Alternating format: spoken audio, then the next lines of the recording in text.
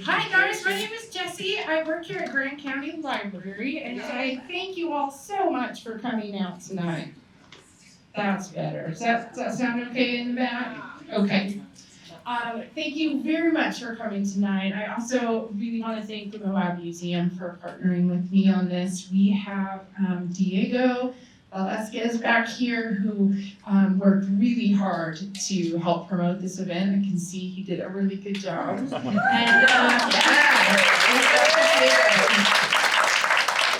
And we also are really pleased to have Chris Marsh, who has agreed to moderate this conversation.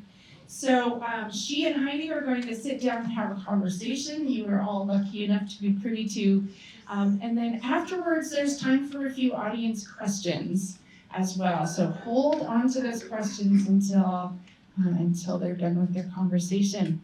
A quick heads up, coming up next week, Thursday, October 21st, you're invited to another spectacular event here at the library at 7 o'clock with author and conservation photographer Dave Showalter. He has just written a book called Living River, The Promise of the Mighty Colorado, with stunning photographs. And he's got an epic visual journey for you through the vast Colorado River watershed.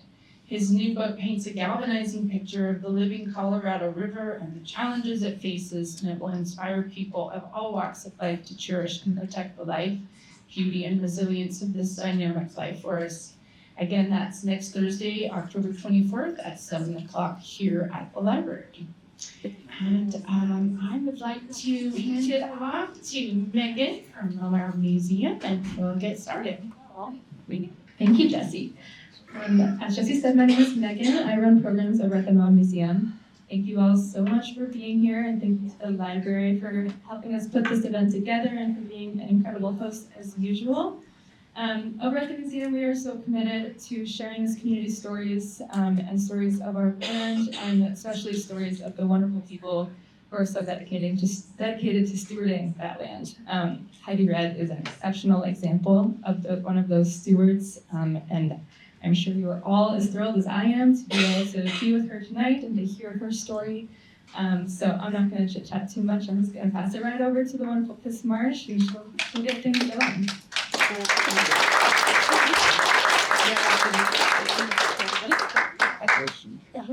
I'll give you guys a quick bio of Heidi. First of all, was anybody here for Lee Bennett's talk about the Dugout Ranch history last February? A couple of hands. So that was its early history.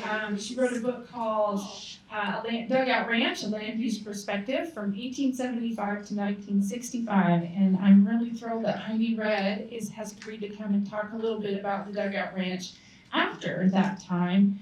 And not only is Heidi a tough, adventurous scuba diver, skydiver, and cowgirl, but she's an innovative thinker as well. Her love of this land and the Western way of life inspired partnerships between working ranches, such as the Dugout, and land conservation organizations like the Nature Conservancy.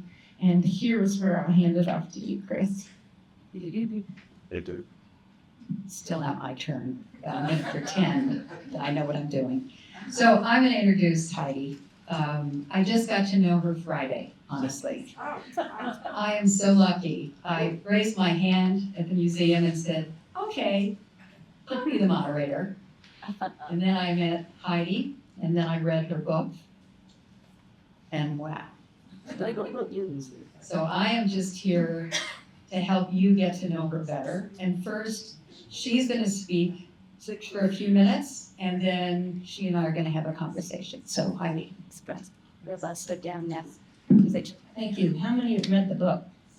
Not yet. You want to find out if it's going to be any good.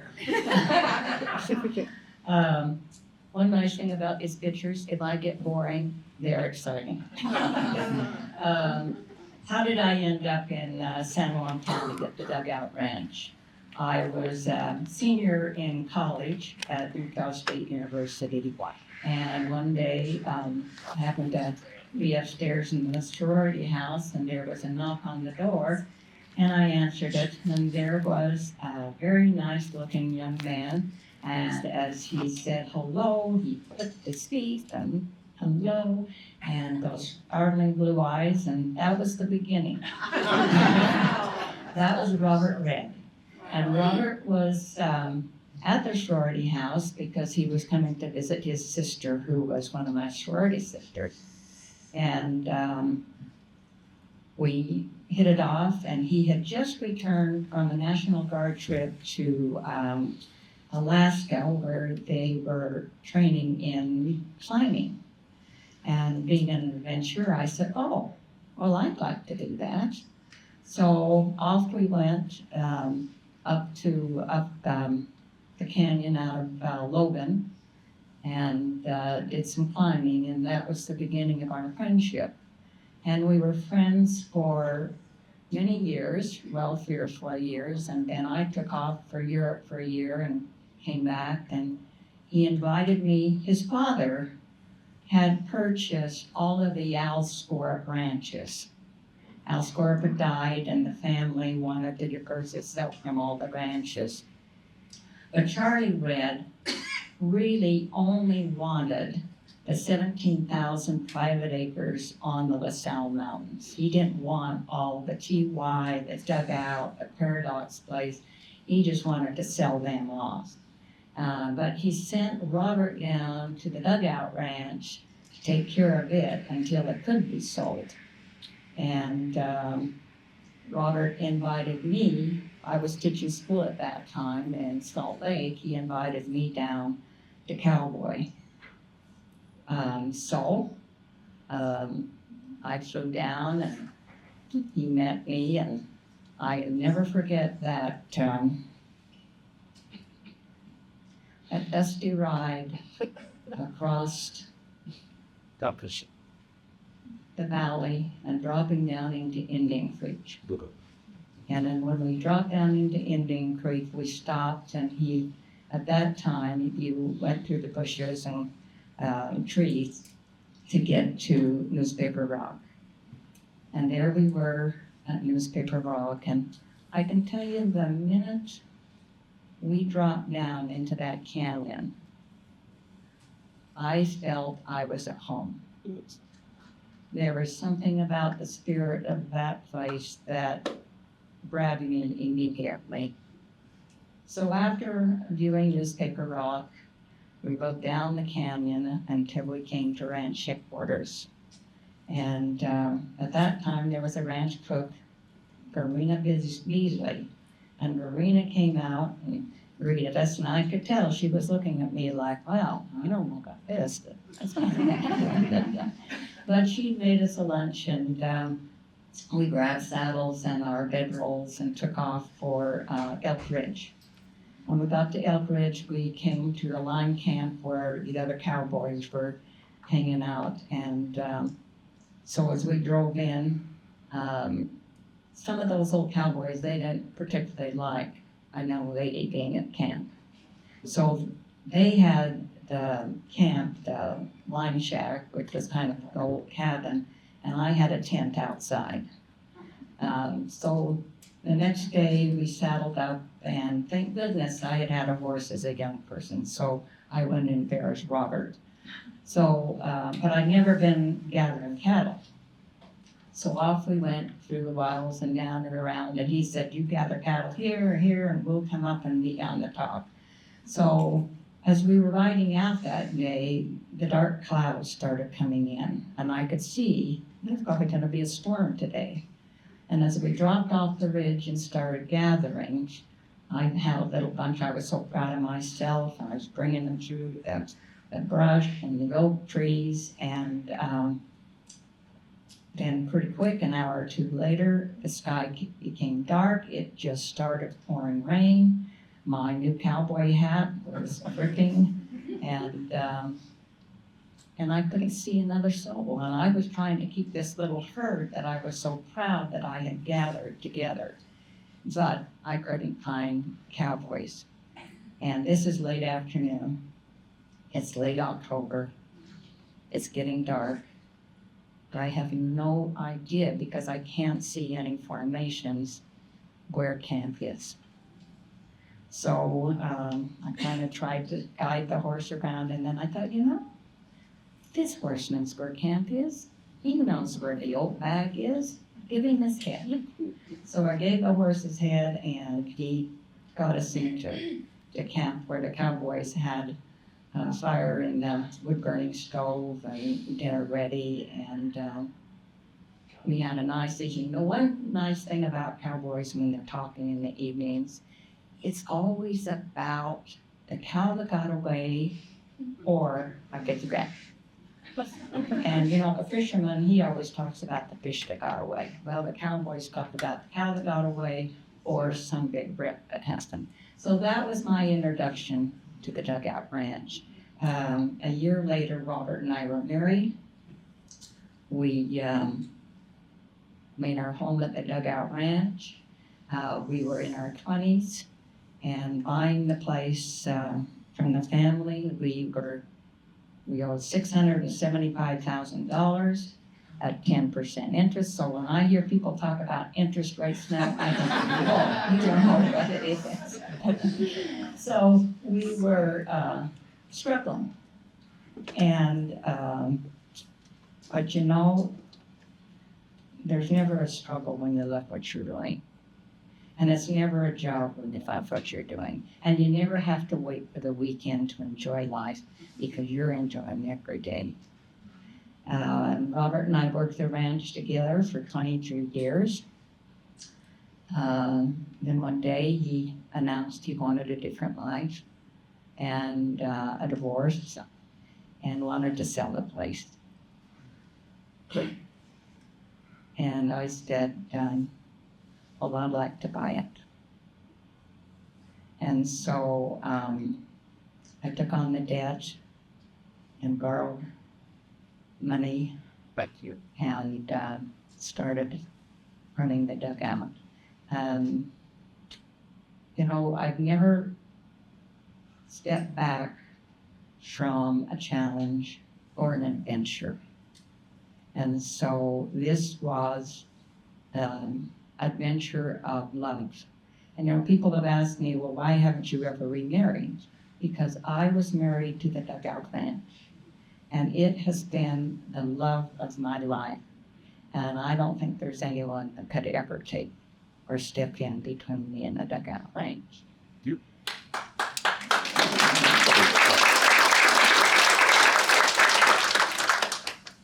Are you ready for Q&A? I am. We just Well, I have to tell you that when I looked at the book, started reading it on Friday before I met Heidi on last Friday, I felt the inner cowgirl coming out. But that was kind of a romantic idea. I had horses. I chopped the ice in the water bucket. But there's no way that I was ever a cowgirl, nor will I ever be.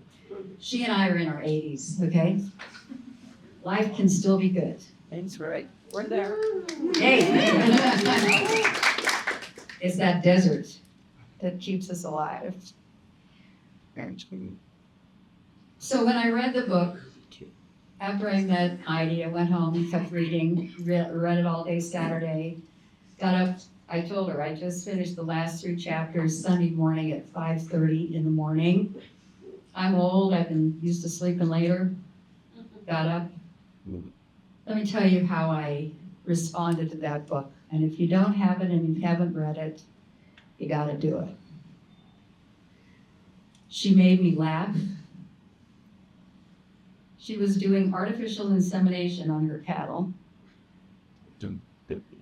And her comment in the book is, I wonder what my sorority sisters would have thought.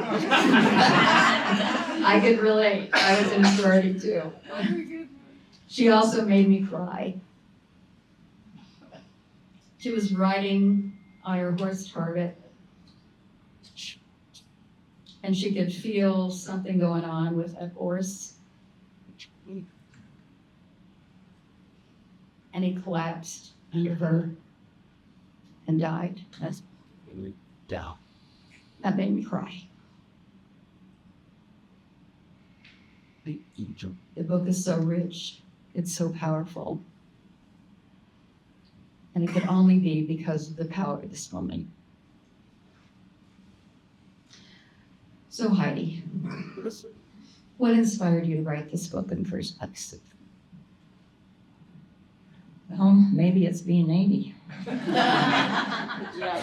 You know, I've had a lot of people that say, you know, you need to write down these adventures and these stories. And I did keep kind of some maybe journal or diary along the way. But I did decide during the pandemic, like we all had to have something to do, to start a book. And I sat down at the computer and then thought, okay, there's one story. Oh, it was only half page long. But I was done with this. I am not a person that likes to sit for very long. So this, believe me, was the challenge of my life. Because I knew that if I was really going to do a book, I would have to sit at that computer for at least 4 hours every day and write something. And so I took that challenge on, like I've taken a lot of challenges on, and it took 2.5 years. And I happened to have some really good friends. One friend that wrote the book, the history book at the Dugout, helped me with figuring out, okay, I write this story, how do I save it on this computer, and how do I go back and correct it, and da-da-da-da. And so she was invaluable. So I have had some really good friends. I had another lady from Salt Lake that wanted to help me, but she kept saying, well, we ought to write a story through the eyes of a cow. And that didn't quite work.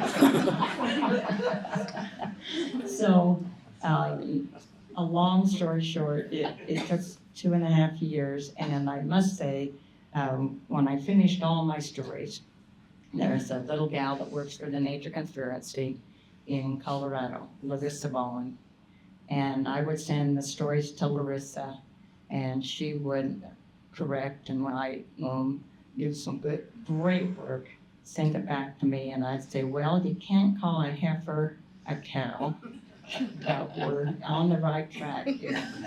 But Larissa really was the one that put the spit and shine on the book for me. And I think any writer will always tell you the editor makes the difference. And boy, Larissa did. So the whole book is an adventure. But growing up, you were adventuresome from the start. And some of the experiences, you have to tell us about getting the horse, okay? And saving up for it, how old you were. And then other experiences in college. So what got you started as the adventuresome, fearless woman? You care if I stand in it, please? Kendra. Whole life's on that. Wow, I like it. As a child, I had 2 older brothers, and we lived in Ogden at that time. And my dad, when I was 2, my brothers were 3 and 5. My dad left for World War II. And I didn't know, none of us knew, and I keep thinking today how lucky I am my father returned. He was in the Pacific, because my father always made sure that the brothers knew I could do anything they could do. That it wasn't, you're a girl, Heidi, you stay home and do this. I was part of whatever they were doing. And it was that way throughout my life. And when I was a young girl, I wanted a horse so bad. And we moved to Blackfoot, Idaho, where my father had lot of business. I'm 7 years old. And I had some friends that had horses, and they knew where the auction barn was out of town. It's about a mile out. We jump on our bikes and go out there because we knew every Wednesday the auction was selling horses, and they would be in a big corral. And we'd get out there and climb up on the fence, and as the horses were coming by, we'd grab them by the mane and try to get on them. We'd last maybe 3 seconds. And the guy that owned the stockyard, the auctioneer, he'd come out stomping mad, "Get out of here, you're gonna get hurt," and run us off. But I was always back. Then one day he walked out. He had a little colt with a rope around his neck and said, $5 and this is yours. Wow. I was so excited. I said, "Can I have a week?" So I jumped on my bike, raced home, got my wagon, and went around the neighborhood, several neighborhoods, collecting and selling pop bottles. When I got enough, I made $5 in a week. And I went out to that auction yard and just crossed my fingers it was still there. And he, sure enough, there was Brownie. Very creative name, I thought. This is and I named him Brownie. So he comes leading this horse out, and I hadn't said anything to my parents. So I'm leading Brownie home, and I get there, and they look at Brownie, and they know he's not a dog. And, my dad said, "Well, we had 2 acres, so he said, okay, this horse is up to you. You're going to earn the money to feed him and take care of him." And so I never owned a saddle. My dad made me a makeshift bridle, and Brownie and I learned together. He how to be a horse for me to ride. And that was my first horse. And started a long adventure. And of course, I always loved Roy Rogers. Didn't care much for Dale. Loved Roy. So anyway, that did start me off. So that when I hit the dugout, I wasn't completely at a loss as to which end to bridle. Right. I really love that story. Or do you want to talk about college too? But college is too good not to miss. Okay, so I'm at Utah State University, and I'm skiing. I skied with the ski patrol guys every weekend, and one day I rode up with them and right back with them, and on the way back one day they were talking about Bear Lake, and they were going to go scuba diving under the ice at Bear Lake see the Cisco run of fish. And I said, well, I want to do that. And I happen to have scuba diving gear because when I was 12 years old, that's what I wanted for Christmas. That's what my father got me, and I went up in the bathtub to try it out. The Christmas morning, nearly broke the tub, so we took me down to Pocatello to find a swimming pool to try it out.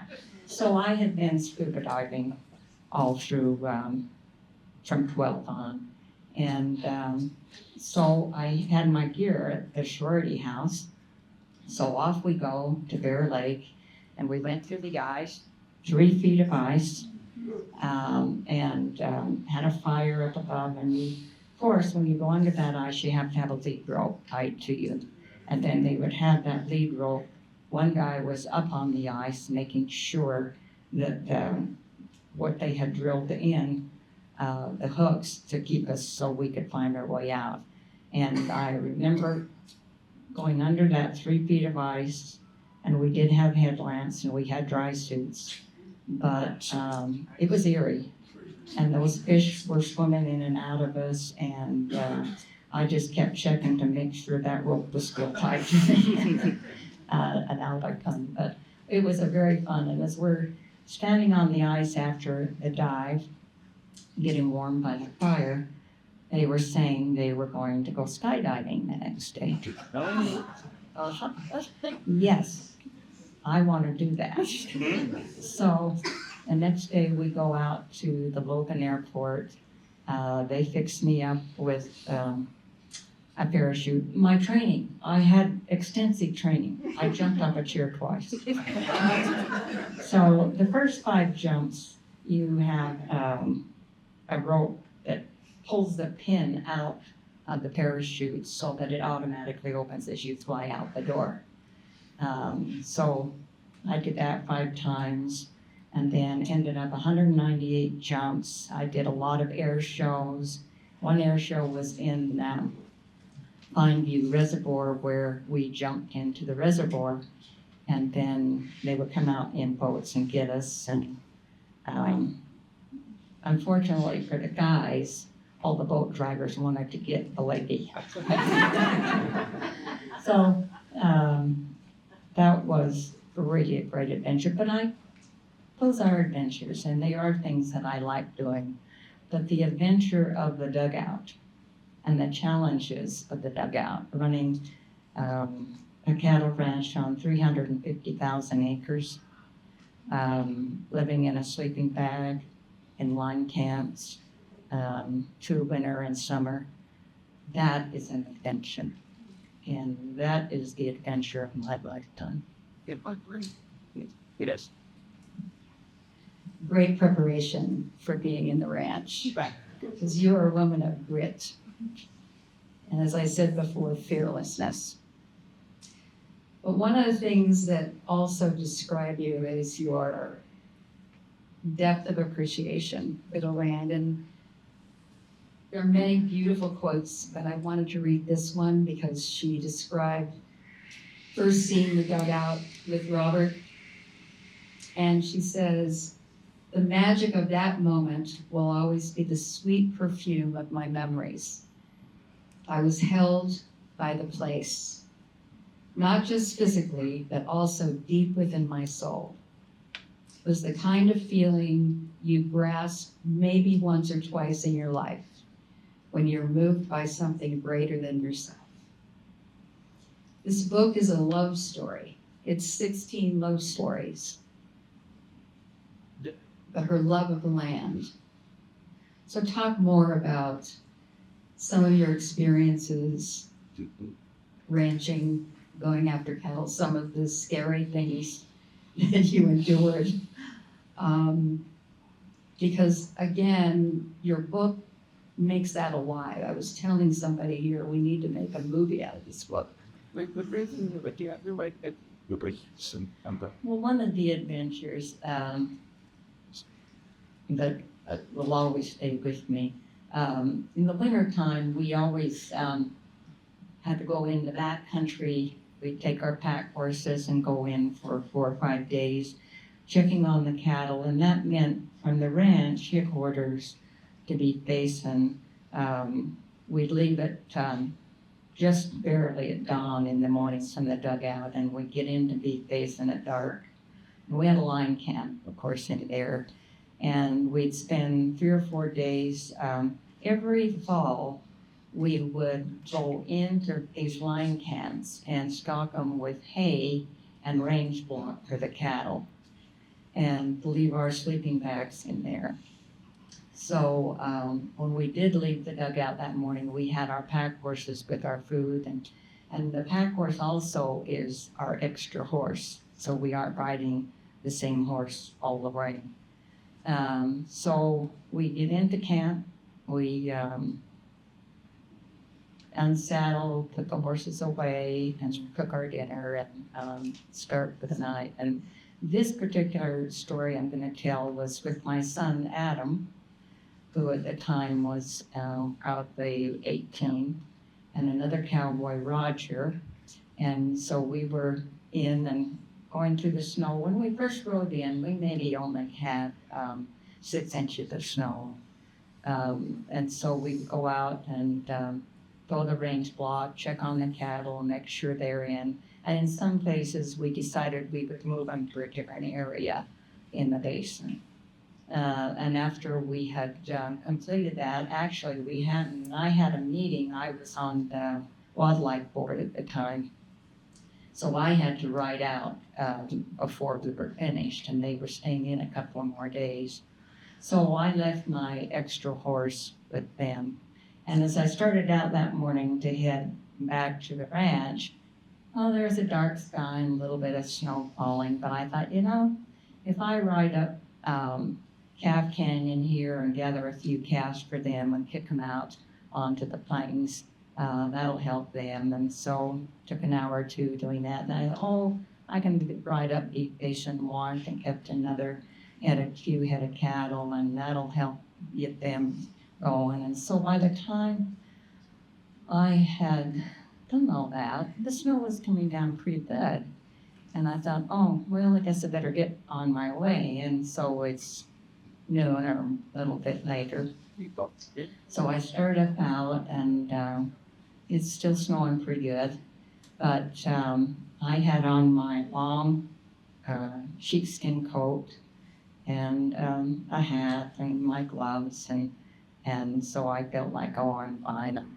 So when you come up out of the basin, you go up and you go through a plateau, and then you go up, and then you hit the plateau. Well, when I started up that last big ridge coming up, it was really snowing, and the snow was getting deeper.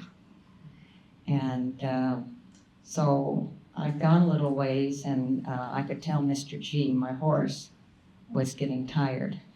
And I thought, well, maybe I better get off and lead him a while.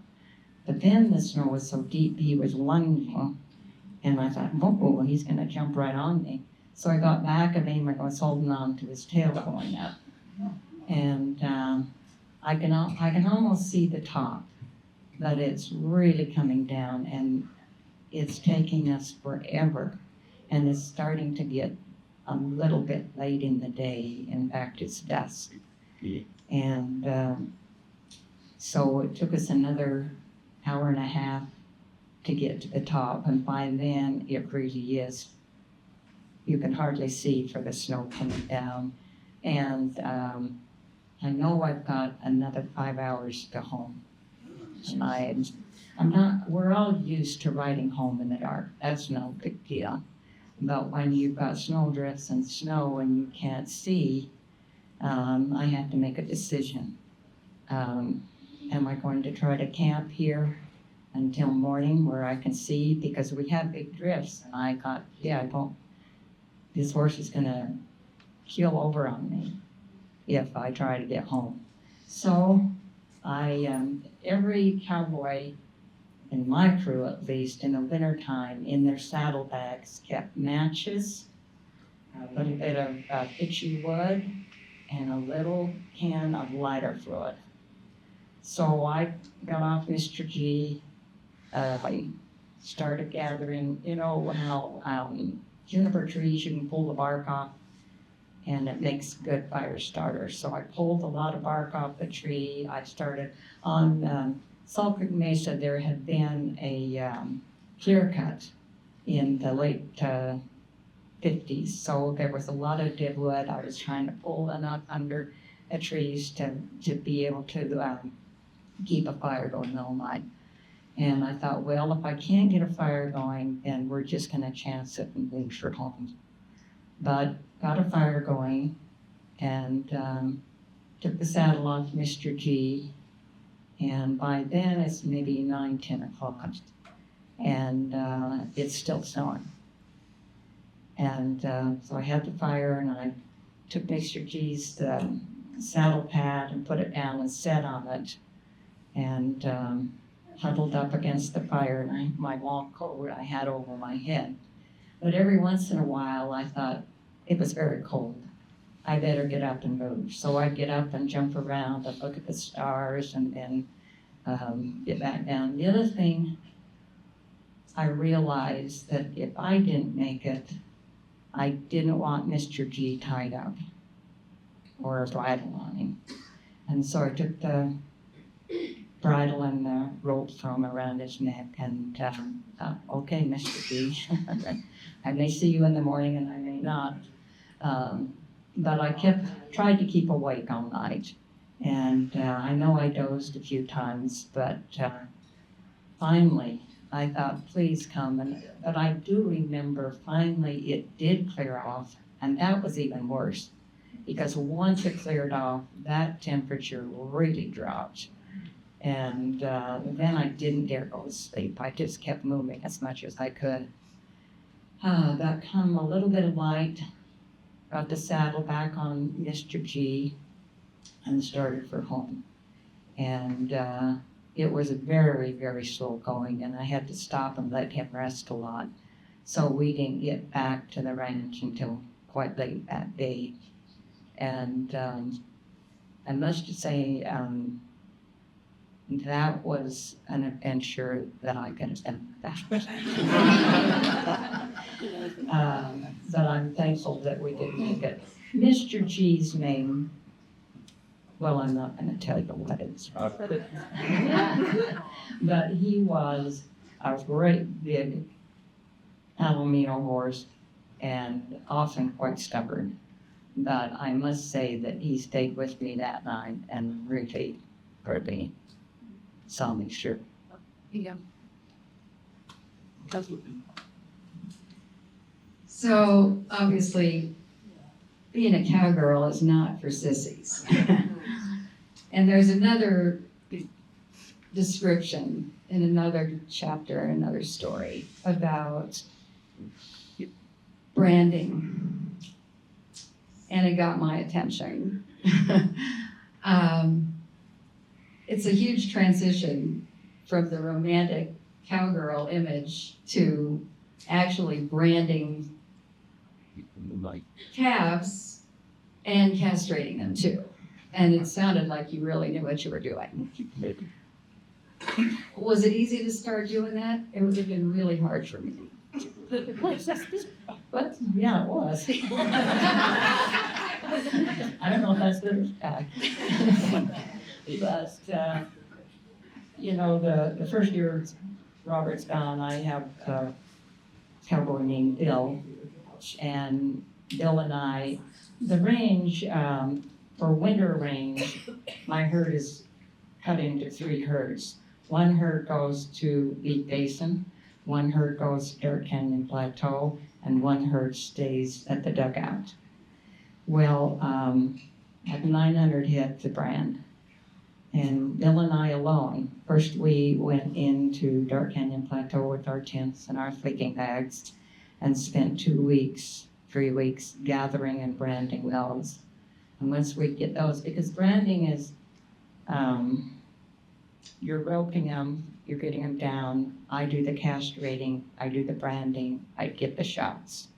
Sweet. And then Bill lets the calf up and goes ropes another one.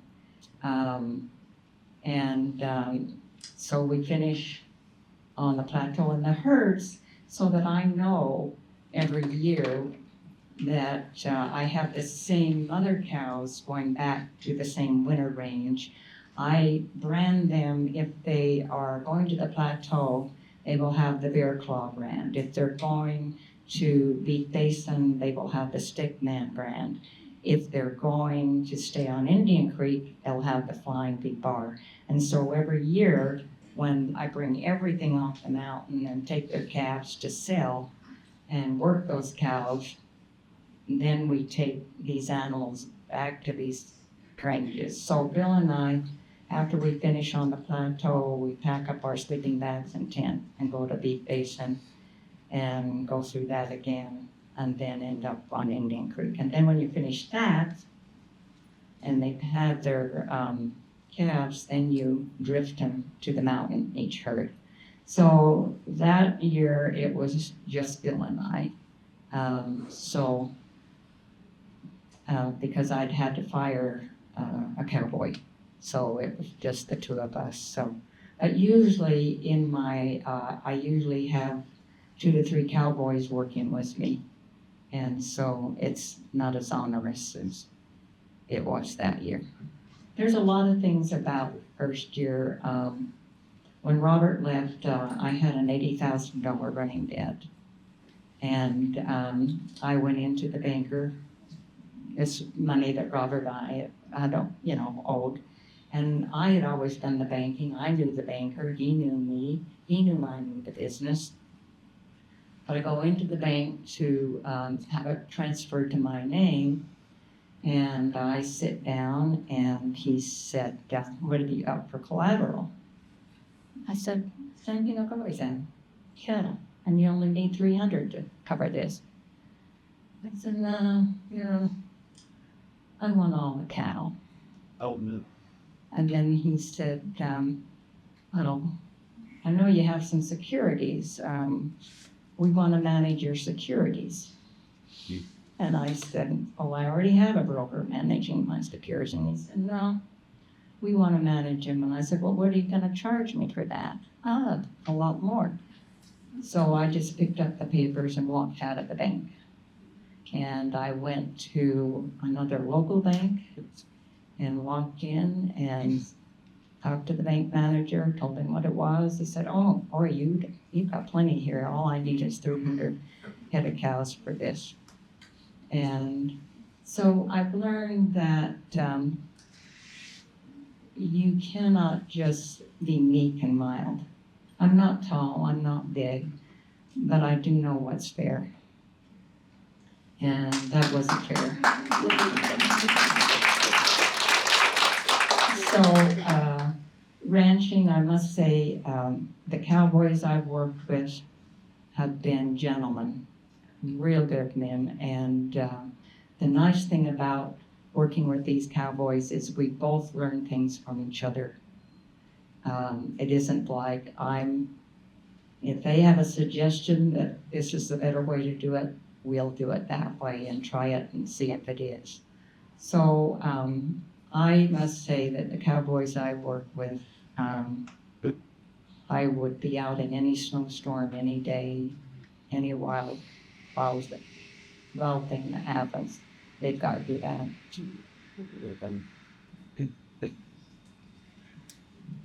So after Robert left, you became boss and worked hard for years.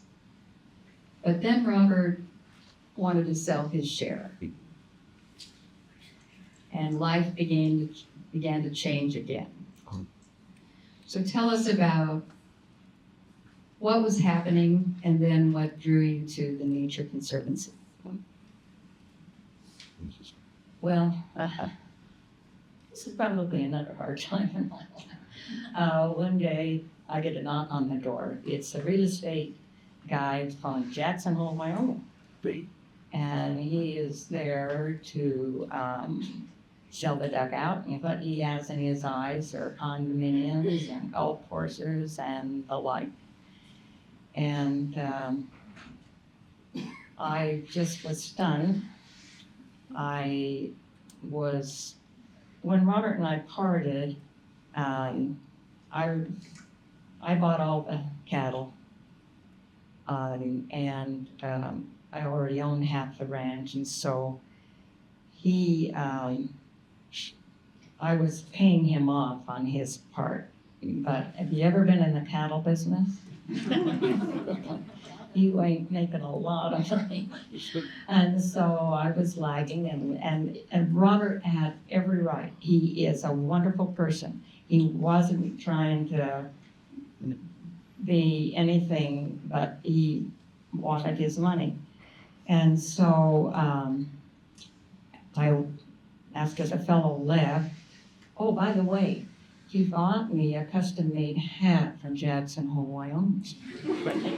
That was supposed to ease the pain.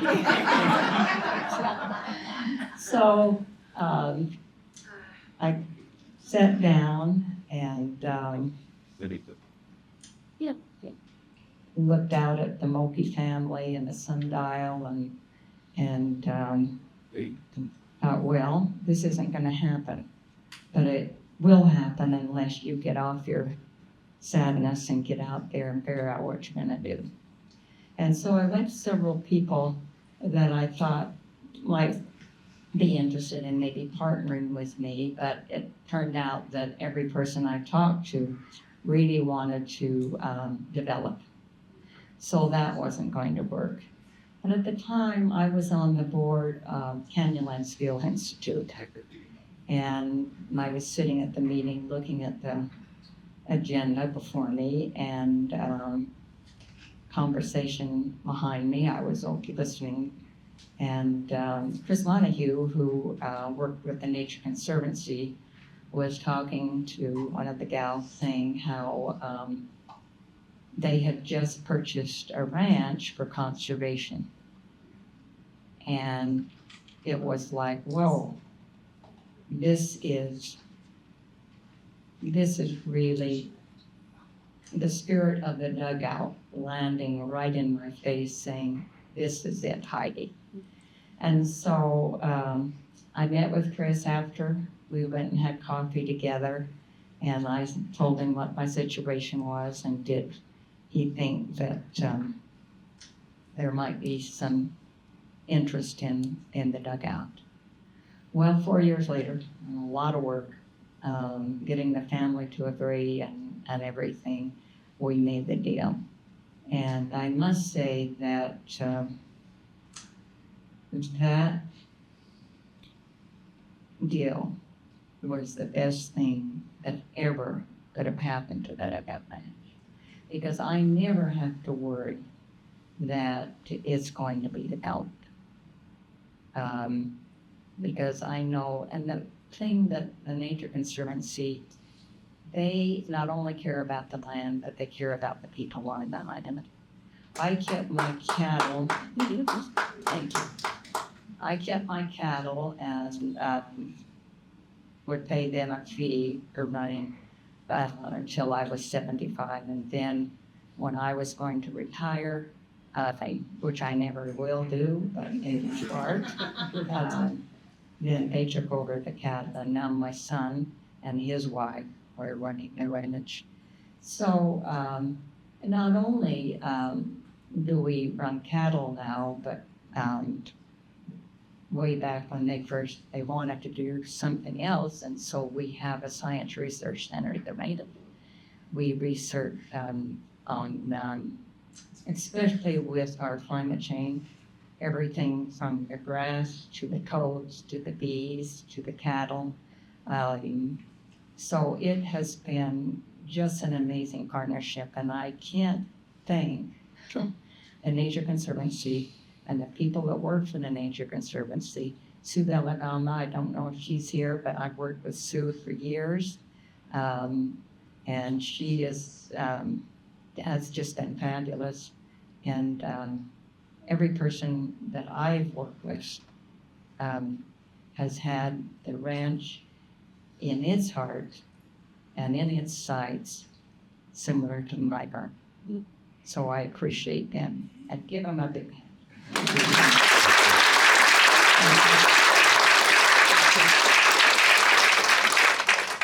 So that's the kind of the ending story. It's not the end. It's not of your story. When we were in our 80s, people wonder what we think about our legacy and how we want to be remembered. And your book will be a big part of your legacy. But what else do you think of in these strange later years of our lives? Well, it is different. I think when you turn 80, you know that you're kind of on the last chapter. And so what do you want the last chapter to be?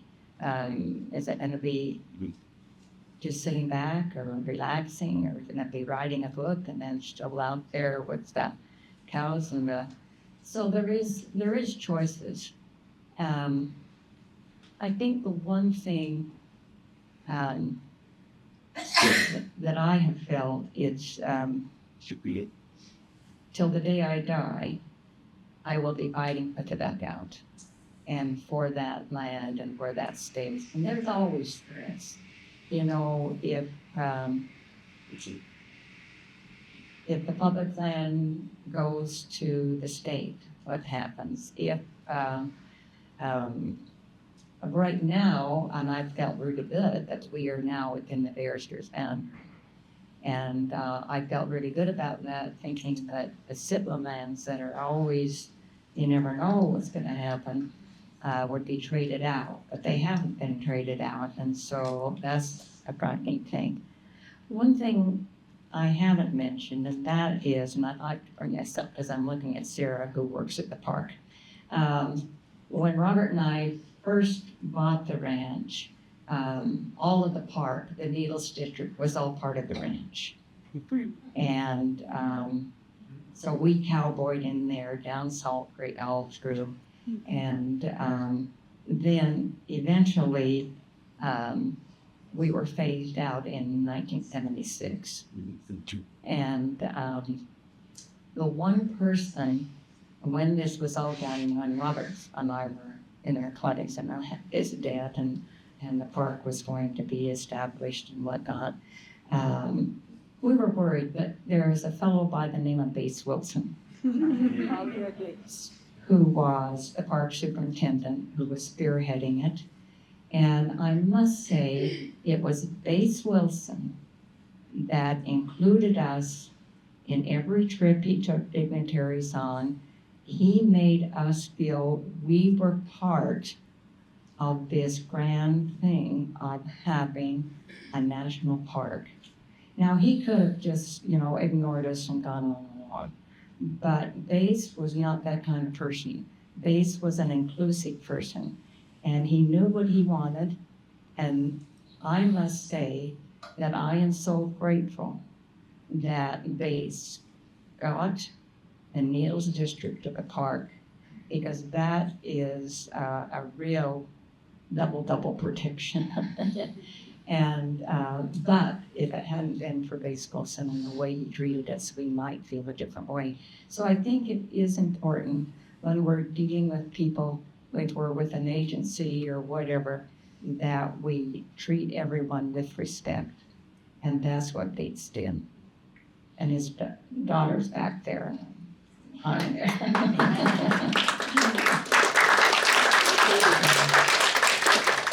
I must say, we really enjoy the park personnel. We have a ranch and a park personnel party every year, and it's nice that we can all get to know each other and realize we're all on the same page. And it's hard nowadays because there's so much butting of heads, and I feel good that we do have some partnerships where we all realize that we're all better off holding hands and hitting each other maybe out.